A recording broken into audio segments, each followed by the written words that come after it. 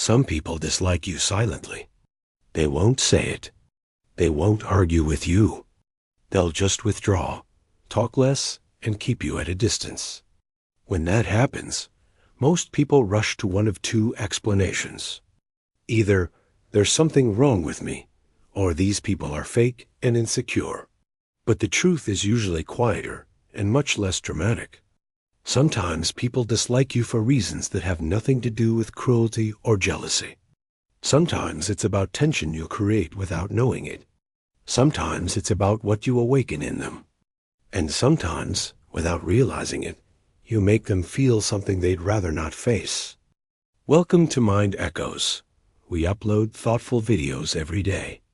If you find this interesting, subscribe and turn on the bell so you don't miss what comes next. Now, let's return to the topic. Let's start with the uncomfortable reality. Being disliked is not rare. It is the default outcome of living among other human beings who are driven by insecurity, fear, ego, envy, and buried emotional patterns. Yet most people pretend that social acceptance is simple. Be kind, be polite, be friendly, and you'll be liked. But if you've lived long enough, you know it doesn't work that way. You can be respectful, calm, honest, and supportive, and still be quietly rejected. The problem isn't that you're doing something wrong.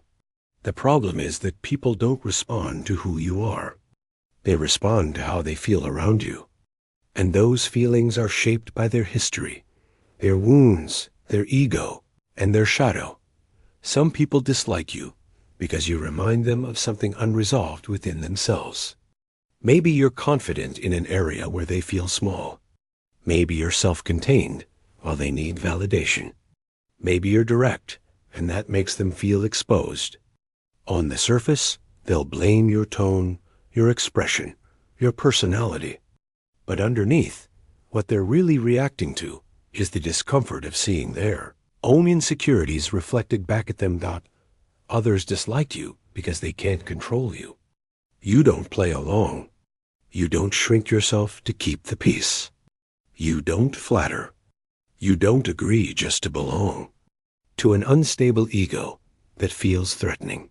Not because you're aggressive, but because your existence quietly refuses to submit. And sometimes, people dislike you because you break unspoken social contracts. You don't gossip with the group. You don't pretend. You don't engage in superficial performances of closeness. That makes them feel judged, even when you aren't judging them at all. Here's the part most people misunderstand. Disliking is rarely logical. People don't run through a rational checklist. Their nervous system reacts first. Their mind explains it later. So they'll say, I don't know, something about you feels off. Or, you're just different. What they really mean is, you change how I feel about myself. And I don't like that feeling. The problem begins when you try to fix this. You adjust your tone. You soften your edges. You explain yourself endlessly. You apologize for existing as you are. You start to perform. And slowly, you disconnect from your core identity just to avoid the discomfort of being disliked. But no matter how much you bend, it never fully works. Because the real issue was never your surface behavior. It was always the psychological meaning they attached to you. So you end up exhausted, confused, and maybe even resentful. You don't want to dominate. You don't want to please.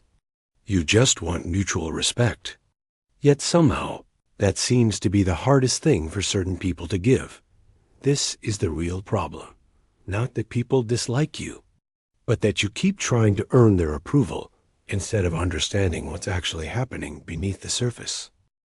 To understand why people really dislike you, we have to look beneath the social mask. Jung described the shadow as everything we deny or fear in ourselves. Most people don't want to confront their own insecurity, envy, weakness, or resentment. So when someone triggers those emotions, the mind externalizes the threat. Instead of saying, this feeling belongs to me, the mind says, You are the problem. You become the screen onto which they project what they don't want to face. Imagine you carry yourself with quiet self-respect, not arrogance, not dominance, just grounded presence. Someone whose self-worth depends on external validation will feel threatened. Your independence exposes their dependency. They won't say, "I dislike you because you are free, and I am not." Instead, they'll label you as cold, distant, or difficult. Nietzsche noted that people resent what reminds them of their own unrealized potential. If your existence reveals what they could be, but aren't, resentment becomes a psychological defense. Disliking you is easier than facing the gap between who they are and who they wish they were. Another reason people dislike you is boundary clarity. When you know what is acceptable and what is not, it silently communicates power. Not domination, but self-ownership. Some people interpret that as rejection. They expect emotional compliance. When you don't provide it, their ego feels insulted.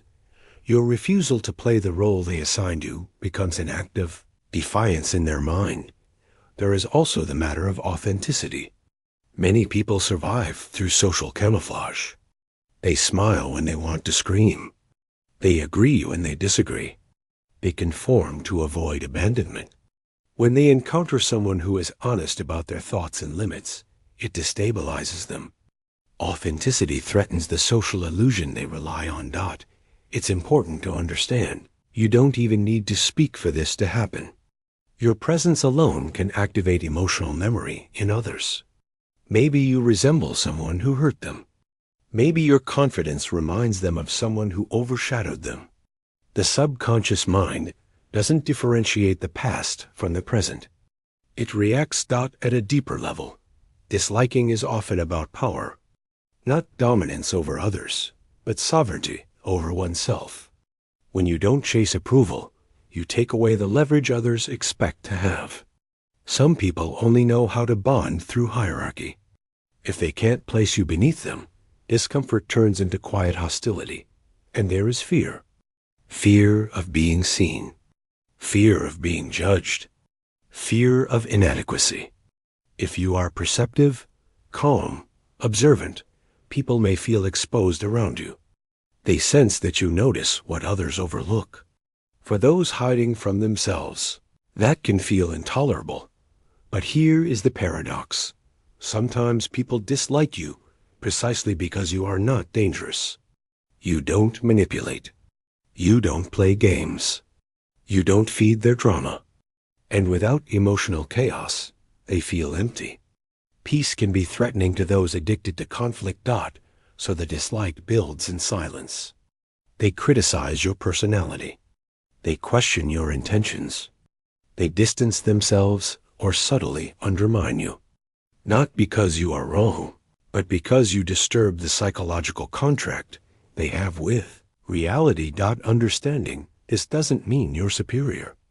It simply means you recognize that most reactions are not about you. They are about the internal worlds people are desperately trying to manage. And when you become aware of this, the game changes. You stop chasing. You stop apologizing.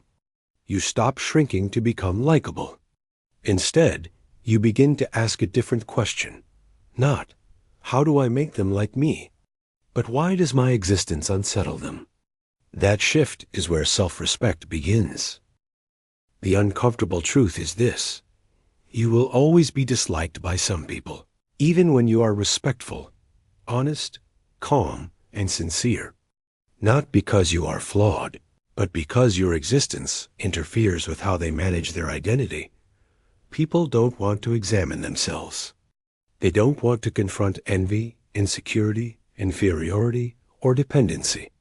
So instead of facing those emotions, they place the blame outside. You become the symbol of the problem. Another truth is that liking and disliking are social strategies. Accepting someone means allowing them into your psychological world. Disliking is a boundary. It says, I don't want to feel this way around you. And sometimes, the feeling you trigger is simply too raw. Here is the part that many people resist. You are also guilty of this. There are people you dislike without rational explanation. Maybe you call it a vibe, but beneath that feeling is psychology. Something about them touches a wound, a fear, or a buried truth. So the real issue isn't being disliked. The real issue is how you respond. If you chase their approval, you hand them emotional power. You confirm their belief that your value depends on their acceptance. If you become defensive, you reveal insecurity. If you attack back, you act from ego. The respectful response is different. It begins with acceptance, not agreement, not surrender, just acknowledgement that disliking is part of human life. You do not control other people's projections, fears, or shadows. And you do not need to. You can be respectful without pleading. You can be kind without performing. You can stand your ground without becoming rigid. You don't need to fix their emotions. You don't need to win them over. Some people will never meet you as you are. They will only ever meet their perception of you.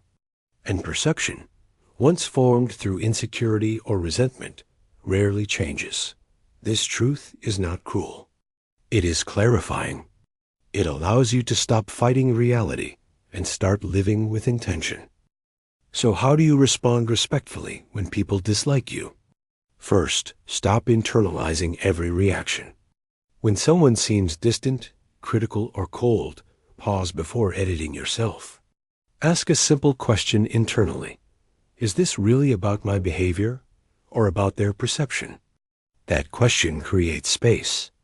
Space protects your self-respect. Second, maintain calm boundaries.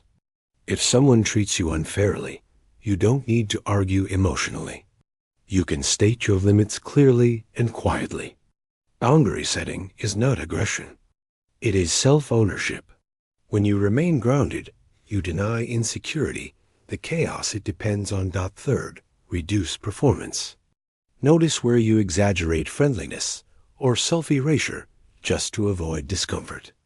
Those behaviors train others to treat you as an emotional prop. Practice being exactly as warm, open, and expressive as you genuinely are. Nothing more. Nothing less. Fourth, accept that misinterpretation is inevitable. Even your best intentions will be misunderstood at times. Instead of desperately correcting the narrative, allow life to reveal character naturally.